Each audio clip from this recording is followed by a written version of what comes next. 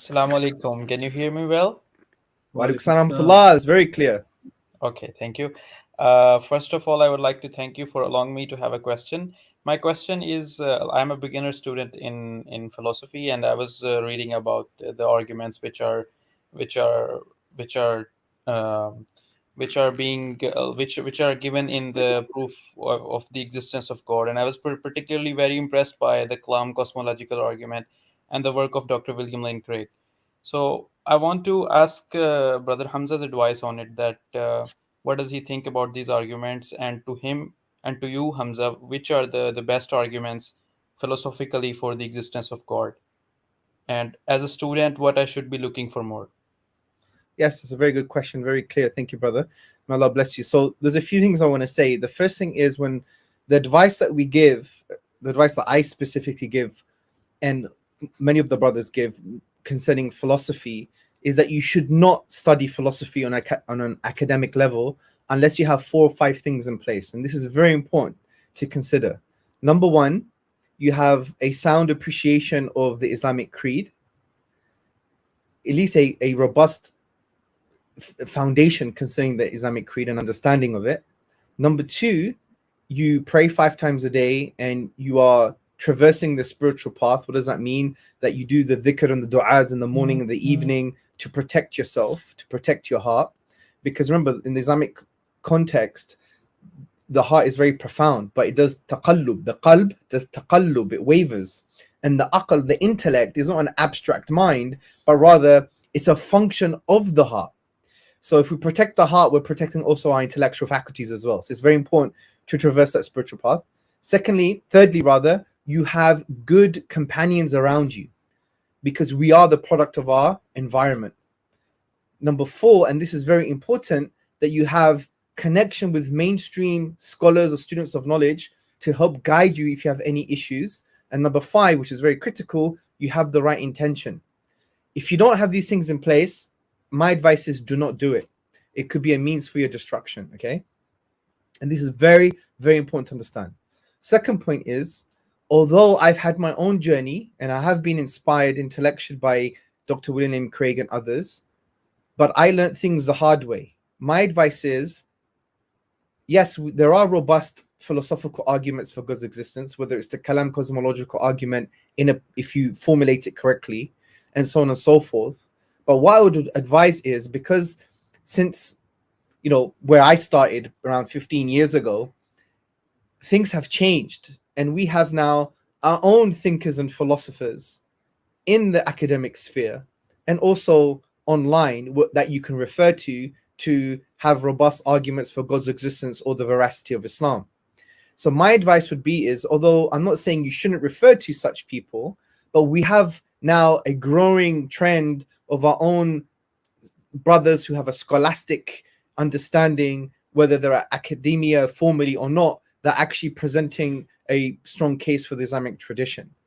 Now, my view is that one of the strongest arguments for God's existence is actually the argument from contingency, if the argument is articulated in the best way.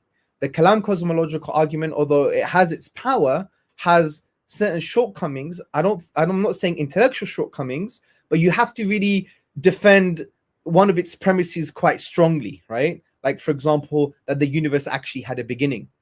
Now, if you want something that is more based on first principles, a metaphysical argument that you could transcend and bypass any empirical data and any scientific assumption or scientific conclusion, then I would say you should study the argument from contingency. So, for example, I said this in the beginning, we have Muhammad Hijab's book, The Burhan, which is a re-articulation of Ibn Sina's argument, also referring to Al-Ghazali and Ibn Taymiyyah and others, and it's applied in a contemporary context that really shows the veracity of this argument, that there is a necessary being that is one, that has a will, that has power, and so on and so forth.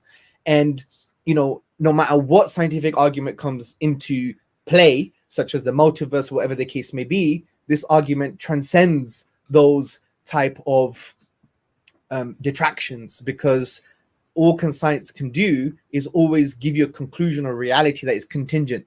And if you understand this argument properly, ultimately contingent things cannot explain contingent things. So I would say it's the argument from contingency. So that would be my 10 pence on this. But we also have to understand something as well, and I want Imran to maybe articulate this as well, is the whole assumption is that we have to prove God's existence as well. That we like there are existential, phenomenological, spiritual perspectives that are very, very powerful, and always starting from the position that, oh, the onus of proof is on us, you have to prove God's existence, I think is a false position. And we need to be very careful about this as well, because God's existence is intuitive and self-evident. Yes, wallah. It's not. It's fitri. I think, you know, in hijab's discussion with Peterson, that's one of the things that came up right in the beginning. Like, you know, and hijab articulated the fitra as well. It's natural. It's fitri. Even if you look at it from an existential perspective, so if you really think about our existence as human beings, we need God, you know, to make sense of reality, to make sense of life, to make sense of purpose, to make sense of meaning, to make sense of happiness. And all of these things are the fundamental things that we need to live, to express ourselves. Far more, you know, fundamental than engaging philosophically and enjoying a nice, technical argument for philosophical argument for God's existence. Fundamentally, the things we need that make us human can only be accounted for with the existence of God. You know, in particularly Allah subhanahu wa ta'ala, and through, as we understand it, through Islam. And this is what I think this is another area people should focus on as well, and look at these things fundamentally, you know, which is what makes us human and what allows us to function as human beings: morality, purpose, meaning. If these are the key things, how do we make sense of these things with God and without God?